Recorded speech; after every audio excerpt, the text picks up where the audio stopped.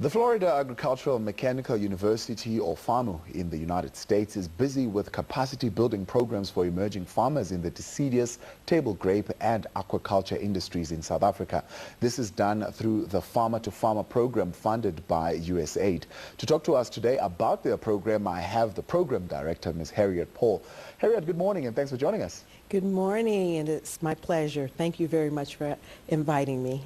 Unpack the Florida Agricultural Mechanical University for us. What are you about?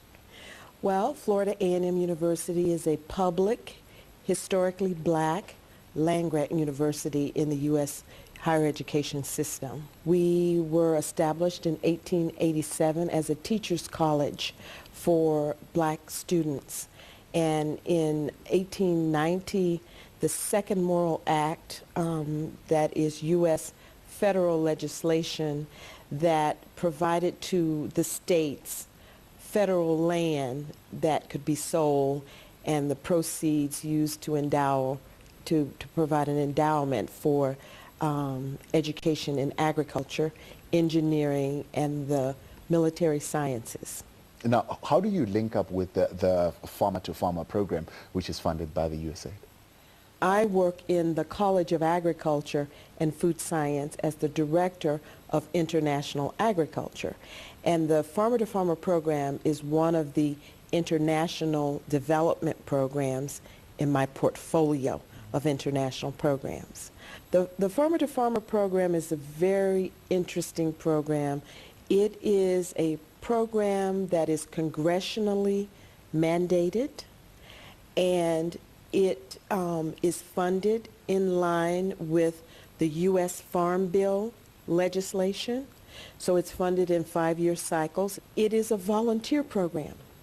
It recruits U.S. agricultural and business people, farmers, private farmers, academics from higher education, and generally people who have skills in agriculture, agribusiness, business, environmental studies, sciences, to participate in programs that have been designed through farmer-to-farmer implementers around the world. It's all focused on bringing people from the U.S. with specific skill sets in agriculture with people in the international countries who are sharing skills and expertise to improve agricultural productivity. So it's about sharing skills and expertise. You also have a concept called the Immersion Study Tour, which you're bringing to South Africa. Tell us about that one.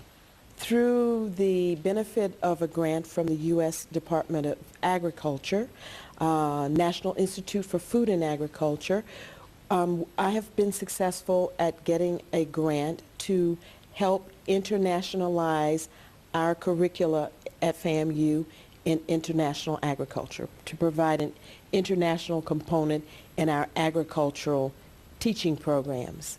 And so we offer a course during our summer session, Special Problems in Agronomy, and the course is focused on providing students with the content and experiences around issues of land and agrarian reform in South Africa. So these two programs collaborate. The International Education Program, the course, we offer as part of the course a 15-day immersion to South Africa for the students, for them to actually come and experience South Africa, to talk with policymakers, to talk with private farmers, to talk with academics, all engaged in land reform, so that they can form their own opinions besides the theoretical content that we give them before they go on the immersion. This year, they're working with our youth group at Saron Primary School. We have 6th and 7th graders.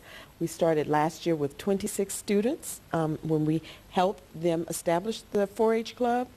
And this year we have 55 students. That's growth right there. Yes. Now, how do these programs help rural farmers in South Africa? The Farmer to Farmer program brings U.S. expertise to South Africa around the specific commodity group programs that we have. We're working directly with farmers. We're working with Lissoff Fruit Farms.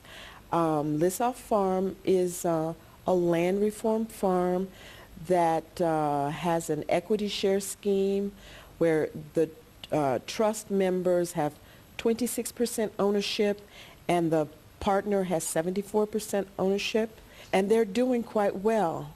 They produce organic table grapes and blueberries for export to the UK, other European markets, and the US. And what's your intervention there? We have provided them with specific production-related expertise as it relates to soils and helping them come up with a proper composting and soil mixture for their organic production.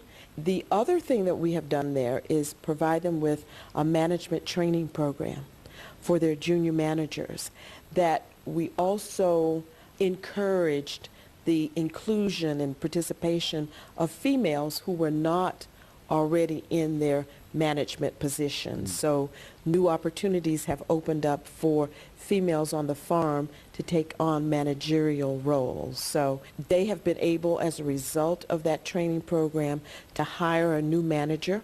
I was talking with Warren Baum, who is the farm manager at Lissoff at the Saron school, and he was telling us just how helpful that management training program has been for them, because now he doesn't have to be the manager of everything. He can delegate. They have specific jobs and roles, and they're capacitated to efficiently do those jobs now. Beautiful success stories coming out of there, Harriet. Yeah. Unfortunately, we are out of time. I would have loved to have you a little bit longer and chat some more, but we appreciate your time coming through, and we wish you well. Thank you so much, and all the best to you as well. Thank you.